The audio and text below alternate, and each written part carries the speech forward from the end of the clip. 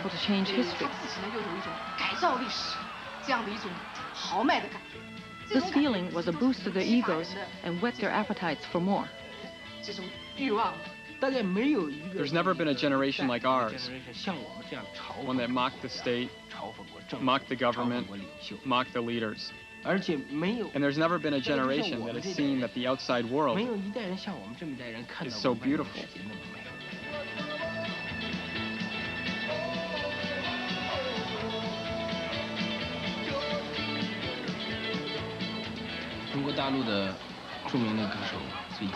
Sui Jian is China's most famous singer. His song, Nothing to My Name, expresses our feelings. Does our generation have anything? We don't have the goals our parents had. We don't have the fanatical idealism our older brothers and sisters once had. So what do we want? Nike shoes. Lots of free time to take our girlfriends to a bar. The freedom to discuss an issue with someone. And to get a little respect from society.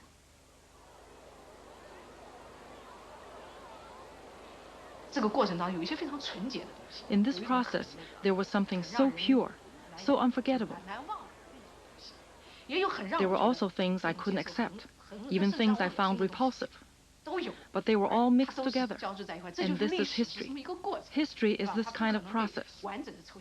There's no way to sort things out neatly. For example, during the hunger strike, some students were actually eating. They felt that the hunger strike was only a means to an end. Our aim is to put pressure on the government, so why should we make real sacrifices? One student was outraged.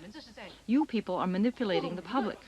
He said, once you turn your sacrifice into a hoax, you lose your moral integrity. So he wrote in blood, I want to use my blood to defend the purity of the hunger strike.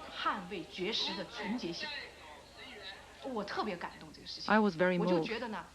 This kind of gesture might not have any significant political impact, but to me, it showed a deep sense of decency, something that had become very rare in China.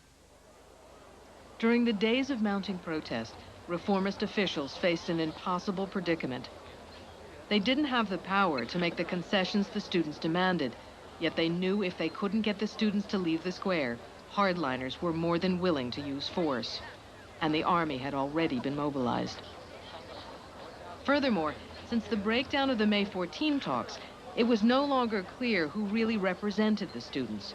The only way to communicate with the protesters was to appeal directly to the crowds in the square. On May 16th, accompanied by student leader Wang Dan, the reformist official Yan Mingfu made such an attempt. He was on the verge of tears. He asked the students to give the party reformers more time. He even went out on a limb to tell us that the problem of the April 26th editorial would definitely be solved, but it would take time. He was very sincere. He said that the Central Committee had guaranteed the student activists wouldn't be persecuted. He said, if you don't believe me, you can take me hostage.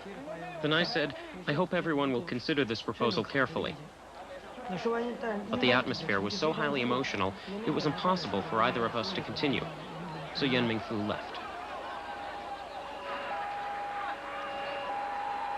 Only hours after Yan Mingfu's appearance in the square, a letter from Zhao Ziyang, written on behalf of the Central Committee, was broadcast.